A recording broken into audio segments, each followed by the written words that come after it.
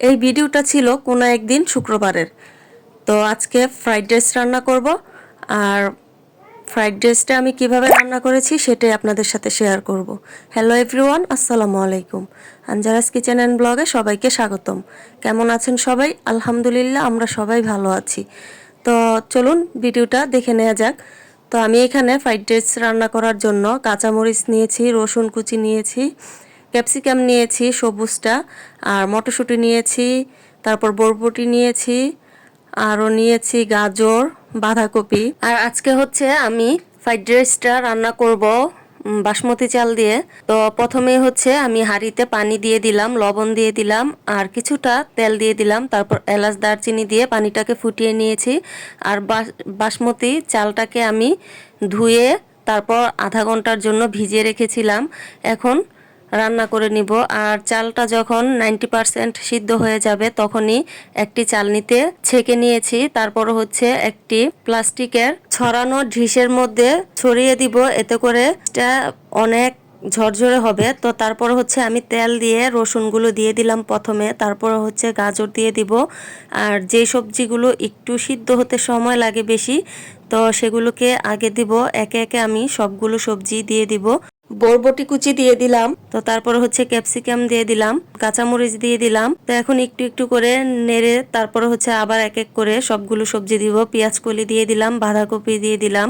আমার আজকের ভিডিওটি যদি আপনাদের ভালো লাগে প্লিজ লাইক কমেন্ট শেয়ার করে পাশে থাকবেন এবং আমার পেজটিকে ফলো দিয়ে রাখবেন। তো এক এক করে সবগুলো সবজি দিয়ে দেওয়ার পর হচ্ছে মটরশুঁটিগুলো দিয়ে দিলাম। আর মটরশুঁটি যদি আগে দেন তাহলে কিন্তু লাল হয়ে যাবে, চেষ্টা করবেন পরে দেওয়ার জন্য, এতে করে সবুজ থাকবে।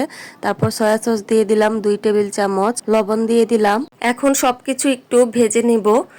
নেড়ে চেড়ে সবকিছু মিশিয়ে নেওয়ার পর গোলমরিচের গুঁড়া দিয়ে দিলাম 2 চা চামচ, গরম মশলার গুঁড়া দিয়ে দিলাম 1/2 চা চামচ দিয়ে এখন আবারও ভালো করে মিশিয়ে নিব।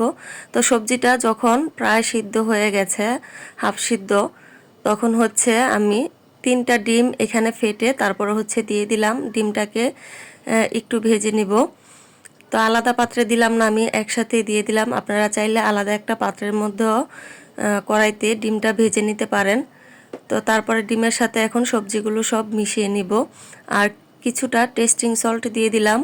আর টেস্টিং সল্ট না দিলে কিন্তু খেতে ভালো লাগবে না। আর আপনারা যদি দিতে না চান তাহলে সেক্ষেত্রে স্কিপ করতে পারেন। তো তারপর হচ্ছে আমি বাসমতি রাইসটা যে রান্না করে রেখেছিলাম সেটা এখন দিয়ে দিব।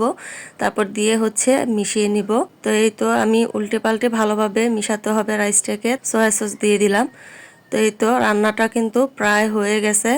আর অনেকে টমেটো সস দেয়, সেক্ষেত্রে কিন্তু আমি একবার টমেটো সস দিয়ে রান্না করেছিলাম, খাবারটা আমার পুরোটাই নষ্ট হয়েছে, খেতে একদমই ভালো লাগেনি। আর কিছুটা চিনি দিয়ে দিয়েছি, কারণ চিনি দিলে টেস্ট ভালো হয়, সব খাবারই চিনিটা কিন্তু দিলে ভালো লাগে।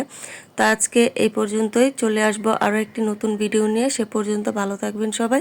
আসসালামু আলাইকুম, আল্লাহ হাফেজ।